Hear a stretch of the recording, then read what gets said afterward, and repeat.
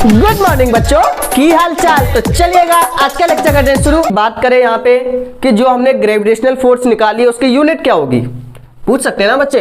तो SI unit of gravitational force, SI unit of gravitational force. तो जो आपकी ग्रेविटेशनल फोर्स है उसकी SI यूनिट क्या होगी। बताओ फोर्स की SI यूनिट क्या होती है, न्यूटन। तो ग्रेविटेशनल फोर्स की भी क्या होगी, न्यूटन, सेम। ठीक है, फोर्स की जो आपकी SI यूनिट है वो आपकी सेम रहेगी, कितनी रहेगी, न्यूटन। सिंबल क्या रहेगा, N। अगर कोई पूछे कि ये कैसे क्वांटिटी है, स्केलर क्वांटिटी या फिर वेक्टर क्वांटिटी, तो जो आपकी ग्रेविटेशनल फोर्स है, gravitational force is vector quantity. ठीक है, तो ग्रेविटेशनल फोर्स क्या है आपकी, एक वेक्टर क्वांटिटी। बताओ ये चीजें क्लियर है कि नहीं आपको। ठीक है, एक एक पॉइंट को लिखते जाइए कॉपी में, काफी इंपॉर्टेंट है ये सभी चीजें। करिएगा ऐसे, हो गया होगा भाई लोग। चलिए, तो यूनिवर्सल लॉ ऑफ ग्रेविटेशन के बाद अब हम बात करने वाले हैं यहाँ पे ग्रेविटेशनल कांस्टेंट। Gravitational constant. ठीक है, तो ग्रेविटेशनल कांस्टेंट क्या होता है आपका, कैपिटल G। क्लियर है, यूनिवर्सल ग्रेविटेशनल कांस्टेंट क्या होगा आपका, कैपिटल G। बताओ फॉर्मूला क्या होगा, रिवाइज करो जल्दी से। Force is equal to G m1 m2 upon r²। ठीक है, G आपका क्या होगा यहाँ पे, यूनिवर्सल ग्रेविटेशनल कांस्टेंट। क्लियर है। अगर G का फॉर्मूला निकालें तो G का क्या फॉर्मूला आएगा, G आपका किसके इक्वल आएगा, r² किसमें आपका, डिवाइड में। तो डिवाइड वाला कहां जाएगा, मल्टीप्लाई में, F(r²). यही होगा कि नहीं। जो आपके ये मास है किसमें लिखे वो मल्टीप्लाई में, तो कहां पे जाएंगे, डिवाइड में, m1 मल्टीप्लाई m2। बताओ ये चीज क्लियर है कि नहीं। ठीक है, तो G का फॉर्मूला क्या बनेगा, G आपका इक्वल होगा F(r²) अपॉन m1 m2। अब अगर हम यहां पे बात करें किसकी, डिफाइन की, किसकी, डिफाइन ऑफ ग्रेविटेशनल कांस्टेंट। तो ग्रेविटेशनल कांस्टेंट की डिफाइन क्या होगी, देखो सिंपल सी डिफाइन है। डिफाइन काफी सिंपल है, कैसे, if,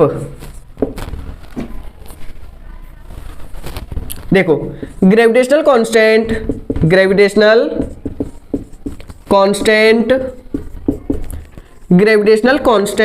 is equal to the force. जो आपका ग्रेविटेशनल कांस्टेंट है वो इक्वल हो जाएगा किसके, फोर्स के। ये फोर्स के कब इक्वल होगा, when mass of bodies is 1 kg each and distance between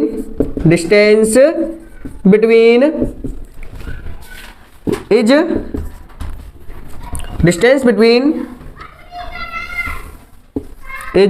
1 metre. देखो अगर हम इनके मास मतलब m1 की वैल्यू कितनी कर दे, 1 kg। ठीक है, m2 की वैल्यू कितना कर दे हम, 1 kg। इनके बीच की जो डिस्टेंस है r, उसे कितना कर दे, 1 मीटर। तो बताइए जो आपका ग्रेविटेशनल है वो किसके इक्वल हो जाएगा, ग्रेविटेशनल आपका इक्वल हो जाएगा किसके, देखिएगा F, R की वैल्यू कितनी है आपकी, 1 का स्क्वायर, 1 मल्टीप्लाई 1 कितना आएगा, F के इक्वल तो आएगा, 1 का तो कुछ होगा नहीं। तो यहाँ पे जो आपका G है वो इक्वल हो जाएगा F के। ठीक है, तो इसकी डिफाइन कैसे बनेगी, gravitational constant equal to the force if mass of two bodies, दोनों बॉडीज का जो मास है वो कितना हो जाएगा, 1 kg each and distance between them, उनके बीच की जो डिस्टेंस है वो कितनी हो जाएगी, r²। तो यहां से आप क्या निकाल सकते हो, ग्रेविटेशनल कांस्टेंट की डिफाइन। क्लियर है। अगर हम यहां पे बात करें वैल्यू SI यूनिट की, SI unit of gravitational constant. तो ग्रेविटेशनल कांस्टेंट की SI यूनिट कैसे निकलेगी, देखो काफी सिंपल है। देखो फॉर्मूला क्या है G का, हमने अभी लिखा है यहाँ पे, क्या है बताओ, G is equal to F multiply r² upon m1 multiply m2, यही है ना।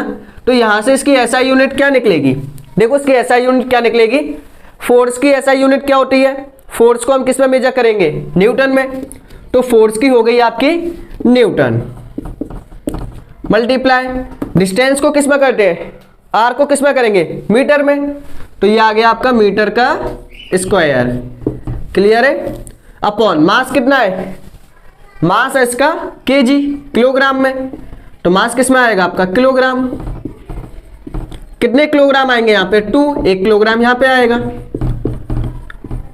ठीक है। तो उसकी एसआई यूनिट कैसे निकालोगे, जी है, फोर्स की एसआई यूनिट क्या होगी न्यूटन, आर किस में आपका मीटर में, मीटर स्क्वायर का स्क्वायर, मास को किस में करोगे किलोग्राम, मास किस में करोगे किलोग्राम, तो उसकी एसआई यूनिट आपकी बन जाएगी न्यूटन मीटर स्क्वायर पर, ये डिवाइड का साइन किस में बनेगा पर में, किलोग्राम, किलोग्राम कितने हो जाएंगे 2, केजी का स्क्वायर, ठीक है। तो उसकी जो यूनिट है वो क्या बन गई आपकी Newton metre square per kg square, क्या बन गई Newton metre square per kg square.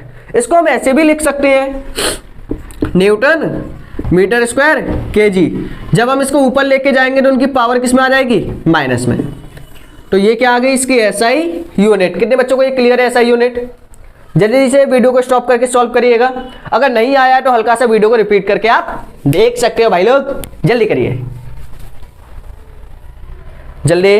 इसके बाद अब हम क्या करने वाले हैं देखिएगा, इसके बाद अब वैल्यू ऑफ जी, इसकी वैल्यू क्या होगी, एसआई यूनिट निकल गई, डिफाइन हो गई, वैल्यू तो निकली नहीं है अभी तक, तो उसकी वैल्यू आपकी बिल्कुल फिक्स है। इसकी वैल्यू कितनी होती है देखिएगा 6.67, कितनी होगी 6.67 इंटू 10 की पावर -11, 6.67 इंटू 10 की power -11 unit newton metre square per kg square, कितनी होगी newton metre square per kg square. तो जल्दी से वीडियो को स्टॉप करके एक बार इसका स्क्रीनशॉट ले लीजिएगा, जल्दी करिएगा।